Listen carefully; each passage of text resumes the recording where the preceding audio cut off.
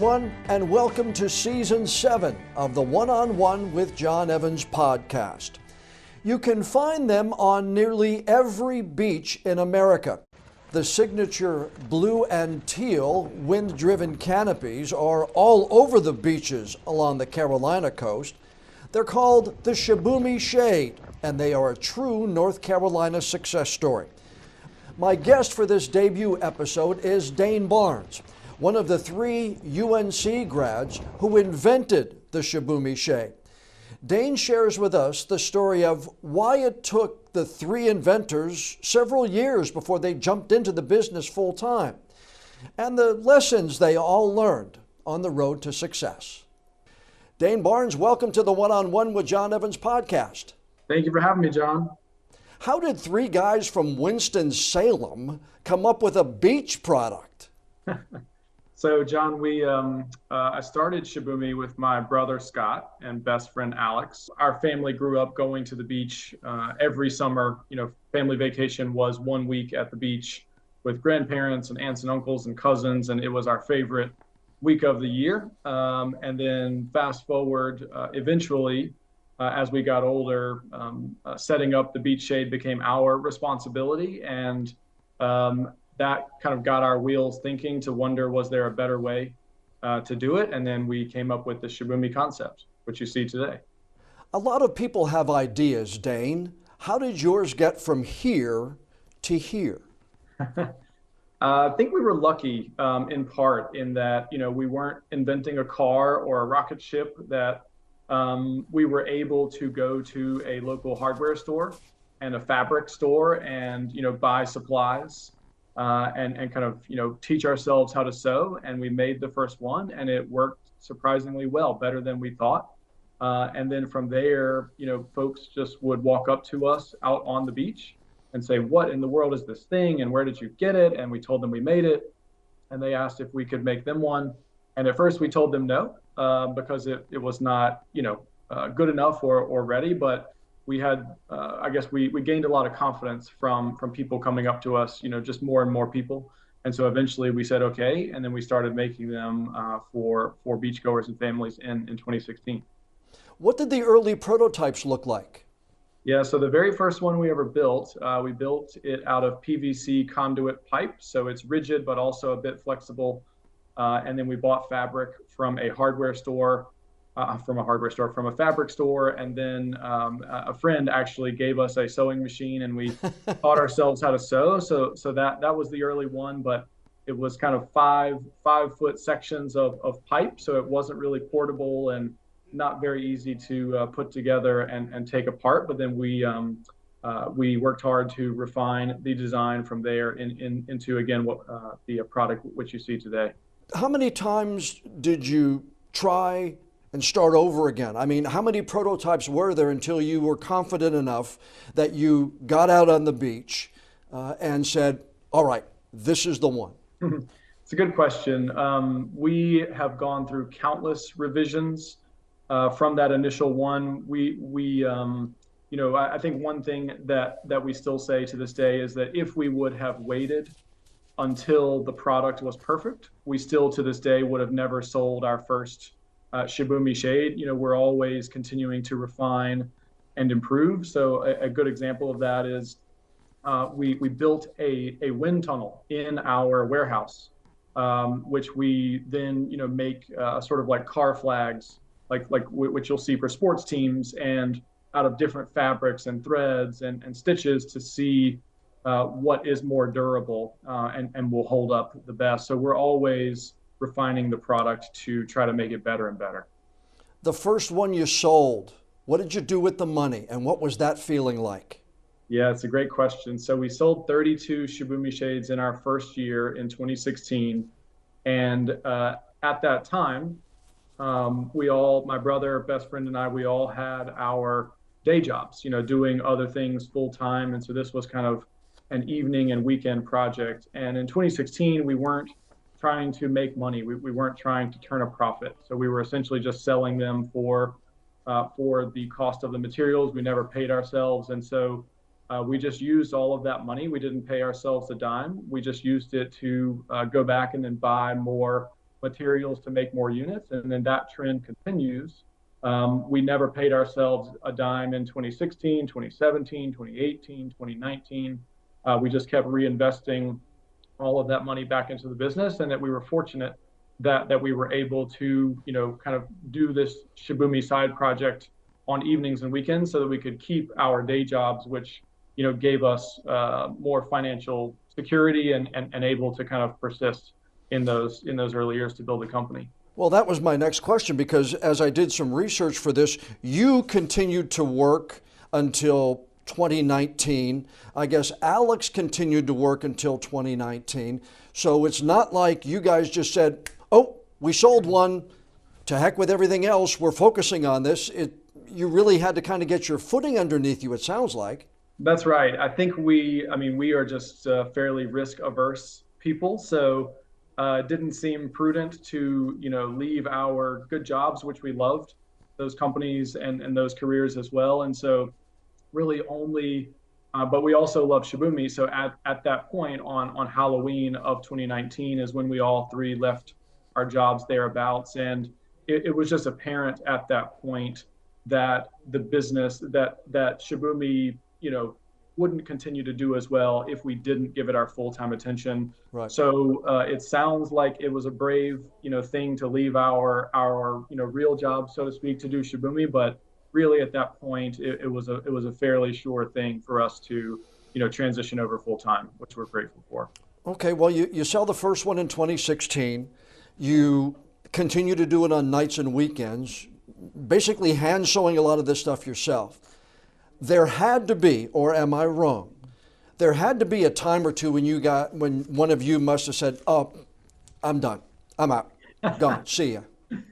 Luckily not that far. Really? To say, we're tired of this. We can't take it anymore. But it is stressful, just like any job, whether it's running your own business or, your job or anyone's, it is stressful and it is trying. And so we have a lot of those moments. There's a lot of uncertainty, whether it's, forecasts of how many are we going to try to sell next year, or what's the right strategy or practice to go into. But, I think we benefit a lot from, starting the company with my brother and best friend, is that at the end of the day, doing this gives us a great opportunity to work together and spend time together on those relationships, which are really important. And that, fundamentally, we all know that we have our best, each other's best interests at heart. And so it helps us push through some of those stressful times. Can you take me to the point in time when you guys said it's time to do that? Was it around lunch? Was it around dinner over a cup of coffee? What played into everyone saying, all right, let's dive into the pool head first? Yeah, that's a good question. So I think we just realized that we were burning the candle at both ends. We had our 40-hour a week or more jobs, and then we would do Shibumi, again on evenings and weekends. And so we were just working 7 days a week all the time. And I think at that point, our sales had gotten high enough to be able to support us. And also just the trajectory that we were on, just realizing how popular this idea of a wind-driven sunshade is, that we felt very confident, at that point. And really, I think it was not only confidence, but it was just a realization that they're, stewarding the brand of Shibumi is a really important thing. And there's a lot riding on it. And so I think at that point, we had the confidence to then go full time. What were the biggest lessons you learned along the way? You're all UNC grads. Mm-hmm. Both of my daughters are UNC grads. I know it's a great education. Mm-hmm. I know you studied business, if I'm not mistaken. That's right. But there's still something about studying it and then doing it. So what were some of the biggest lessons you were like, oh, wow, I didn't know that, and along the way? So many. A great education at UNC, and so grateful for the broader education and at the business school. I think, one thing which we learned early on was to try to fail fast. And that means that rather than trying to come up with the perfect solution, the perfect answer to the problem, just start somewhere. Even if it's a rudimentary prototype or idea, but just start somewhere, get feedback from folks who would use the product, and then just begin to refine it. I think was probably one of our early key lessons. I went to school for broadcast communications.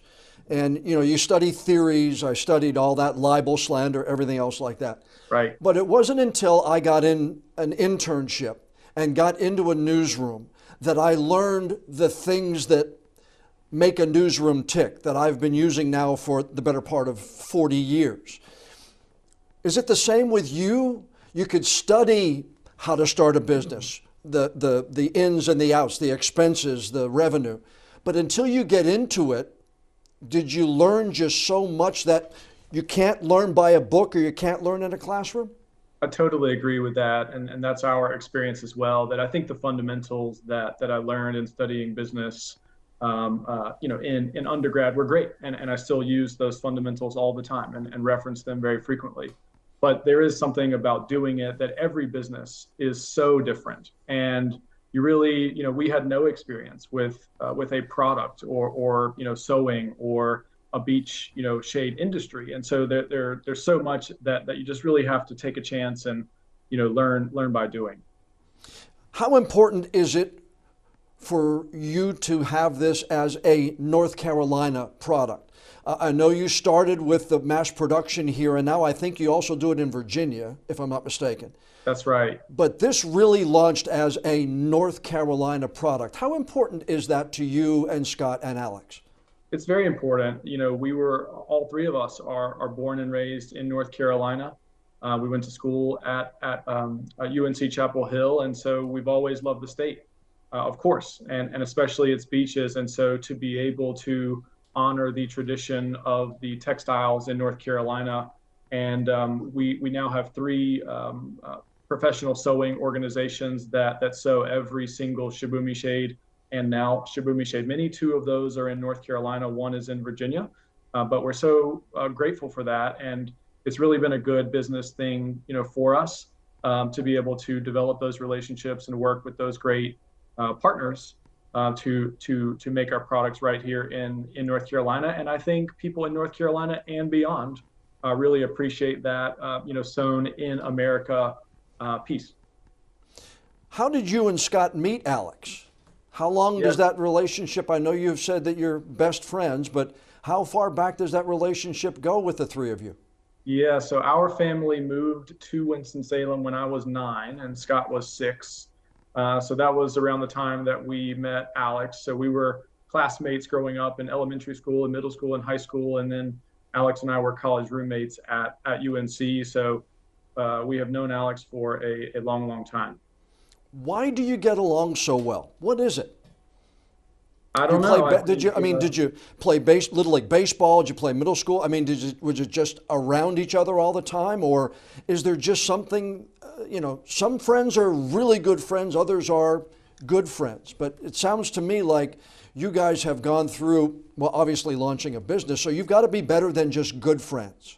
That's right. Definitely best friends. They're my two favorite people in the world. And, just like anyone, Scott and I being brothers, we certainly would fight and play sports and go after each other when we were young. But, we've just continued to develop a great relationship. And same thing with Alex, just playing sports together, like rec league sports. Alex and Scott were always better athletes than I was, but I would try to keep up with them. And yeah, we've just developed a great relationship through a lot of, decades and decades of shared experience.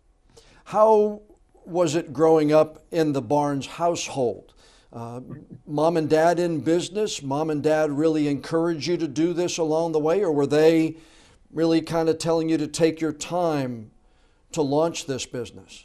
I think more of the latter. Yeah, Dad was a banker his entire career with BB&T, now Truist, and Mom was a nurse and a teacher. And I think, like us, they were risk averse. And so when we told them that, I think they're the world's biggest fans, and Alex's parents as well, of Shibumi, and they just can't believe what has happened with Shibumi. But at the time when we were, thinking about going full time, they were a little skeptical of it, just to, wanted what was best for us. And, and it was an uncertain thing, but we luckily convinced them that, this is what we wanted to do and it was the right thing. And luckily it's turned out well.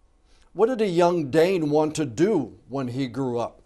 When Dane was in high school, want to be a football player, basketball player, fireman, astronaut? What were young Dane's dreams? It's a good question. I wanted to be a banker like my dad, and then I got into my first finance class at UNC and decided that was not quite for me. And so then I was really taken by my entrepreneurship classes at the business school, and had wonderful professors there. And we would have these, guest speakers who were entrepreneurs to come in and tell their story about starting, this business or that business, and was always really, really interested in that. Never knew what idea might strike me or if I'd ever have the opportunity, but I'm so glad that I've had this chance.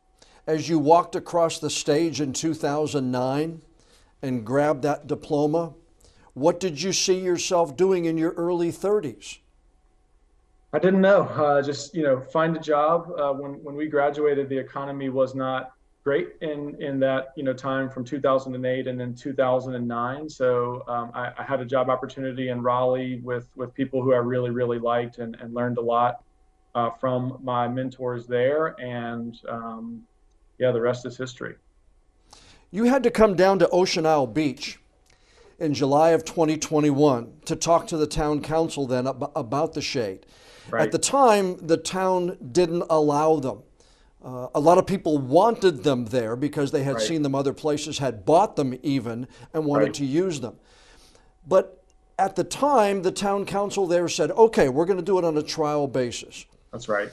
When you look at those kinds of experiences, are they successes? Are they the confidence builders? Or is that just part of doing business? Absolutely. And, they're all new learning experiences. And just for context there, so Shibumis are now found in over 700 or maybe over 800 beaches in the United States, basically in every beach in the US. And again, we've just been so blown away by their popularity, never dreamed that it would be as big as it has become. And then at the time, there were, back in 2021, I guess. July of 21. That's right. There were only 5 beaches, to our knowledge, that had any rules prohibiting a shibumi. And they didn't specifically prohibit shibumi, but they had rules which said you can only bring a traditional umbrella. So the kind of one center pole and the circular canopy. And so we were just receiving hundreds and hundreds of messages from families, both residents, full-time residents in Ocean Isle Beach, and visitors who vacation there during the summertime, saying, hey, we really want to use our Shibumi Shade instead of just an umbrella to, give us more shade for our family. It's more portable and all of these things. And so we went down to meet with the mayor and the city council there to tell our story and advocate on behalf of all of these hundreds and thousands of families who want to use it there. And to my surprise, there were a dozen or so, maybe 8 or 10 locals there who were also there to speak in favor of Shibumi Shade. And I think the mayor and the city council at Ocean Isle Beach is really thoughtful about a difficult issue, because they had it on the books for years. And long story short, that next month, they agreed to allow wind-powered sunshades on their beaches on a trial basis. And, according to what we've learned, it's been, a really great success there to give families more options and, make the beach safer as well. But yeah, definitely a great learning experience that, you really can only, I think, learn by doing it to a large degree.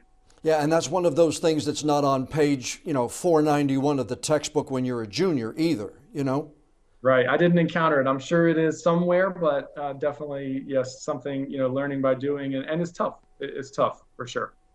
There are the not so fun business times, though, too. I've been following, I guess there's a court case with another shade company. There are people who say the Shibumi shades are loud at the beach, blah, blah, blah. Mm-hmm. How do you deal with that part of it? Or is that just as much a learning experience as the success stories are? Definitely a learning experience.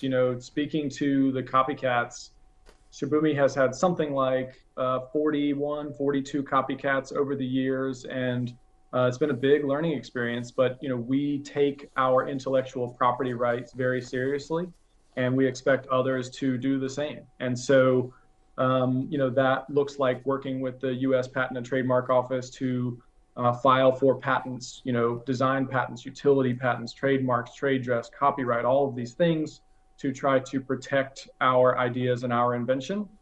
And then, it's really unfortunate, but when we have to go all the way, and it's not something we want to do, but when we have to escalate it all the way to a federal lawsuit to to defend what our intellectual property rights, we have to, and it's not fun for sure, but I think it's just one of those necessary things which we're required to do.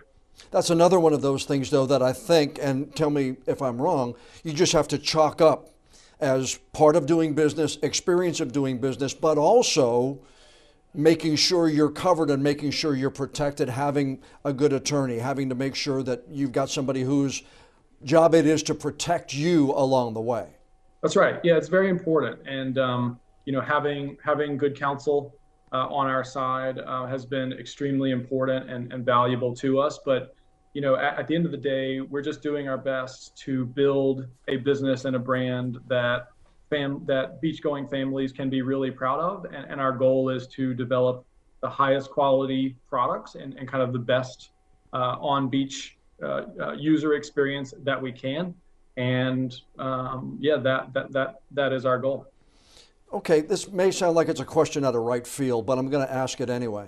Sure. When people want to relax, oftentimes they go to the beach. Mm-hmm. Your product is on the beach. When you go to the beach to try to relax or just chill out for a weekend, can you, or are you always looking at, they don't have a shade. They don't have a shade. Yeah, it's a great question.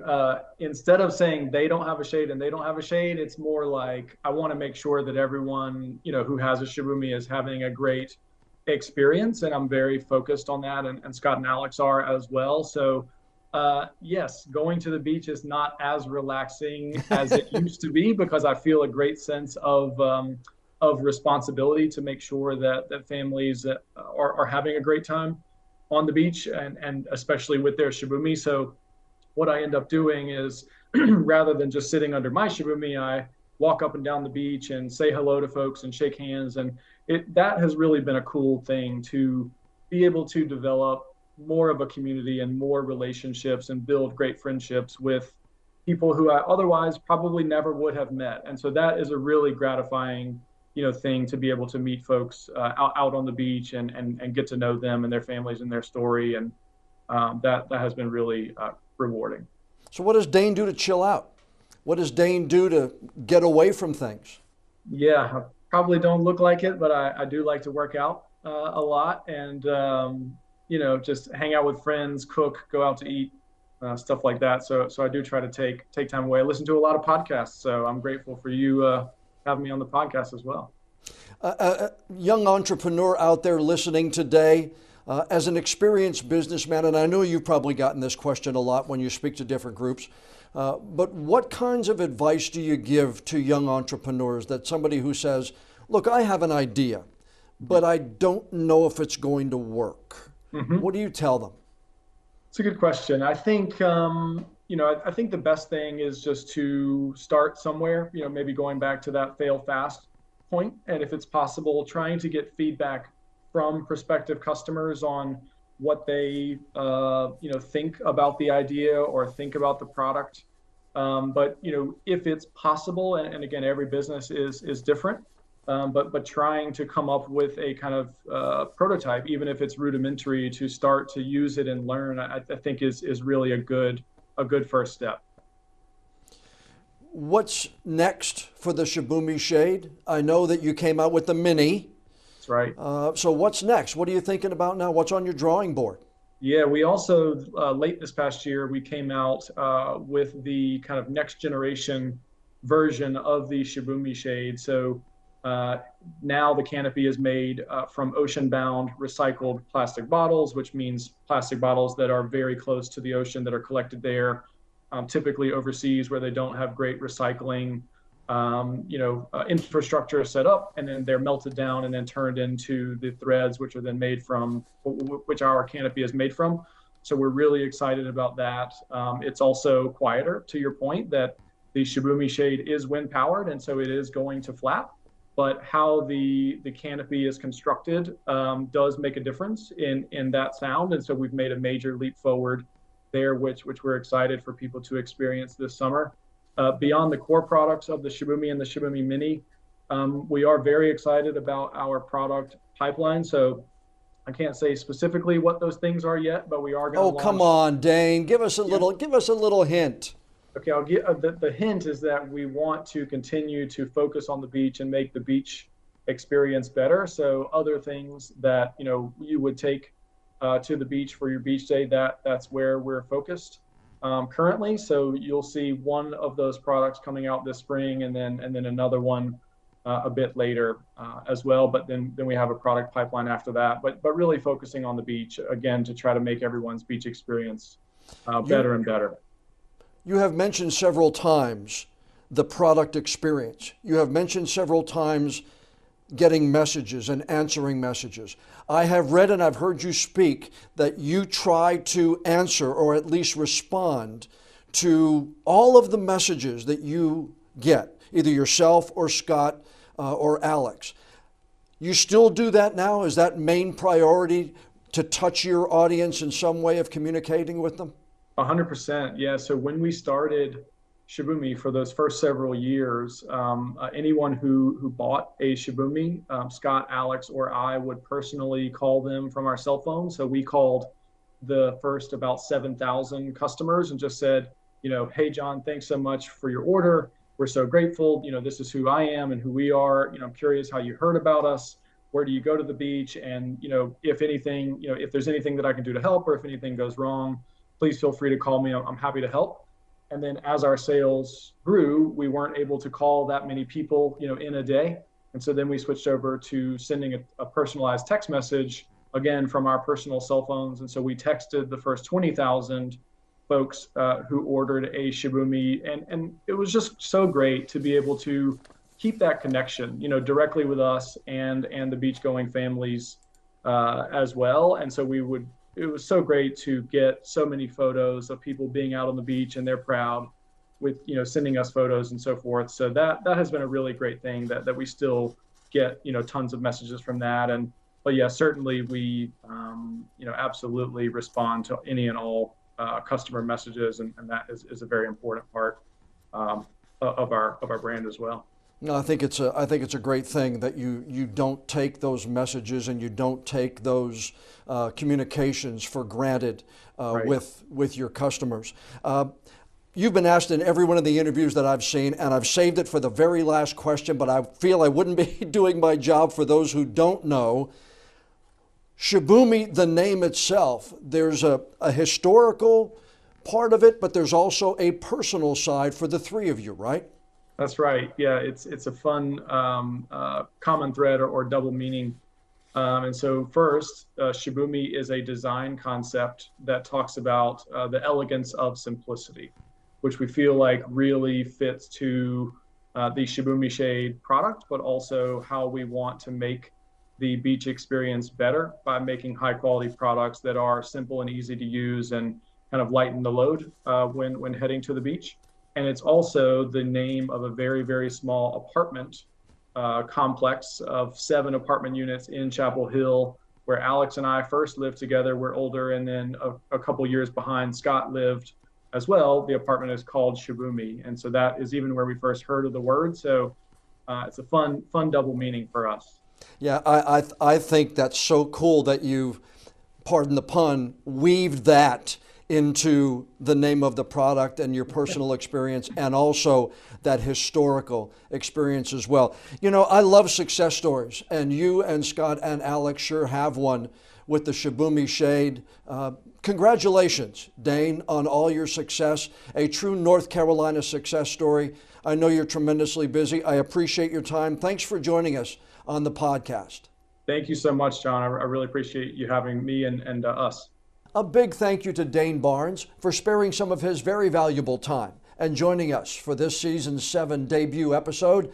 And congratulations to Dane, his brother Scott, and their best friend Alex for all they have accomplished so far with the Shibumi Shade.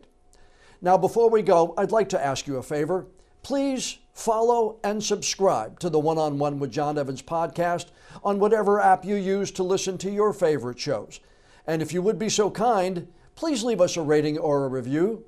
We do care what you think about our interviews, and the more feedback we have from friends like you, the higher we'll be listed on the apps, the better chance we'll have of bringing in even more new listeners.